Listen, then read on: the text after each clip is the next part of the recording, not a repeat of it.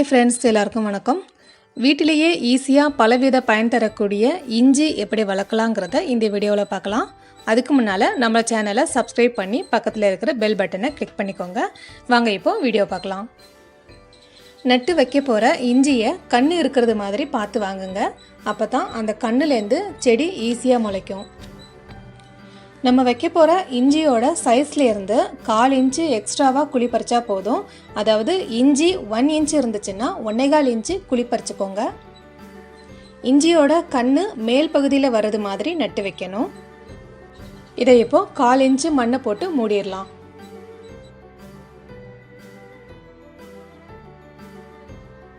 நீங்கள் இப்போ பார்க்குறது 6 மாதத்துக்கு முன்னால் வச்ச இஞ்சி செடியை தான். அதோட அறுவடையை இப்போ பார்க்கலாம். இஞ்சி நல்லா பறந்து விரிஞ்சு வெளியே தெரிய ஆரம்பிக்கும். இலை காஞ்சு வந்ததும் அறுவடை செஞ்சிடலாம். பொதுவாக இஞ்சி வளர்கிறதுக்கு 6 மாதம் ஆகும். மண்ணை கிளறி தான் விட்டுக்கிட்டு இருக்காங்க. ஆனால் இப்போவே இஞ்சியோட வாசனை சூப்பராக வருது.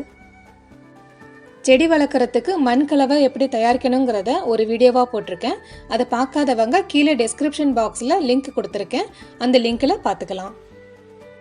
இஞ்சி வளர்க்குறதுக்கு பாட்டோட உயரம் ஜாஸ்தி தேவையில்லை. மேக்ஸிமம் 2 அடி இருந்தால் போதும். அகலம் எவ்வளோ ஜாஸ்தி இருக்குதோ அவ்வளவு இஞ்சி ஜாஸ்தி கிடைக்கும். நான் இப்போ 1.5 அடி அகலமுள்ள பாட்டில் இஞ்சி வளர்த்துருக்கேன். இதுக்கு மெயின்டெனன்ஸ்னு பார்த்தா டெய்லி அரிசி, பருப்பு, காய்கறி கழுவுற தண்ணி ஊற்றலாம். இஞ்சியோட காரத்தன்மைனால இந்த செடிக்கு பூச்சியோட தாக்குதல் ரொம்ப குறைவு.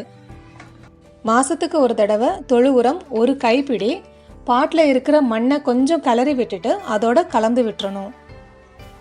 ஒரு சின்ன பாட்டிலேருந்து எவ்வளோ இஞ்சி கிடச்சிருக்கு பாருங்கள். இந்த மாதிரி ஒவ்வொரு மாதமும் ஒரு பாட்டில் இஞ்சி 6 மாதத்துக்கு வச்சோம்னா வருஷம் பூரா எந்தவித கெமிக்கலும் கலக்காத சுத்தமான இஞ்சி நமக்கு கிடச்சிக்கிட்டே இருக்கும். இந்த மாதிரி நம்ம பயனுள்ள செடிகளை வளர்க்குறதுனால அதனுடைய ஒவ்வொரு நாளுடைய வளர்ச்சியையும் பார்த்து நம்ம மனசுக்கு ரொம்ப இதமாக ப்ளசண்ட்டாக இருக்கும். நீங்களும் இந்த மாதிரி செடிகளை வளர்த்து பயனடைங்க. ஏதாவது டவுட் இருந்துச்சுன்னா கமெண்ட்டில் சொல்லுங்கள். எனக்கு தெரிஞ்ச அளவுக்கு பதில் சொல்கிறேன். இந்த வீடியோவை பார்த்த அனைவருக்கும் நன்றி, வணக்கம்.